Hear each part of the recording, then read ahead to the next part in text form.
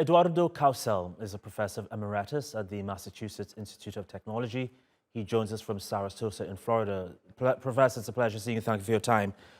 We've been hearing time and again that there's no real way to detect when an earthquake will strike and where. Do you agree? Yes, I very much agree with that. It's like playing dice. You don't know. I mean, earthquakes recur at periodic intervals. That's what you can say. In some cases, you can expect a big one, like in Los Angeles, but you cannot predict when or where.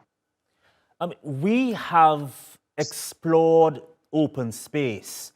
We have explored many parts of the depths of the ocean. What kind of technology do you think is needed to explore something that affects billions of people every year? Well, I would say the first thing you need to explore and improve is on the engineering side. And by the way, I wish to express my condolences to this immense, unspeakable tragedy that has befallen the Turkish people. And if you would like to prevent the loss of life, the best way to do it is to make good buildings, build them to earthquake standards. And I would like to say that Turkey is a country that has first-class engineers. They have the know-how and the wherewithal to design buildings that are earthquake-proof. And certainly this is going to be, they know how to do that. The problem is that many of the buildings, for whatever reasons, are not built to the way they were supposed to. And as a result, you have seen catastrophic damage. I mean, I have not been right now in Turkey, but I've seen the footage that was shown on TV.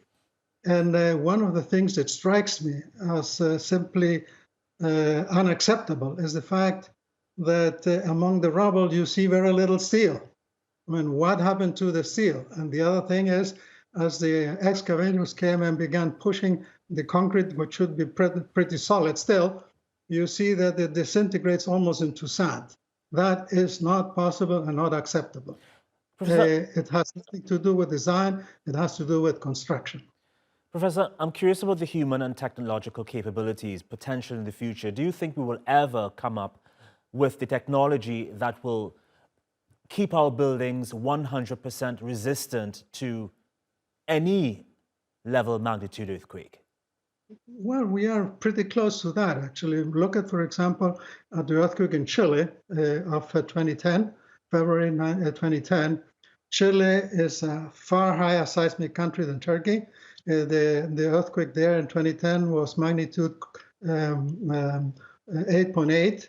In other words, 30 times more energy than the Turkish earthquake.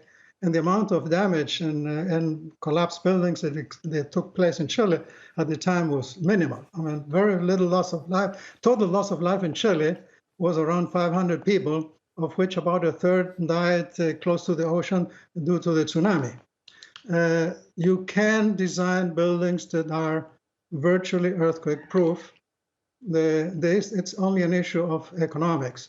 Well, when you design this building, are you accepting that this building will suffer some damage, or would you like to completely prevent damage? It's a matter of money. It's a matter of cost.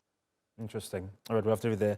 Professor Eduardo Kausel at MIT. Thank you, sir. Appreciate your time. You're very welcome.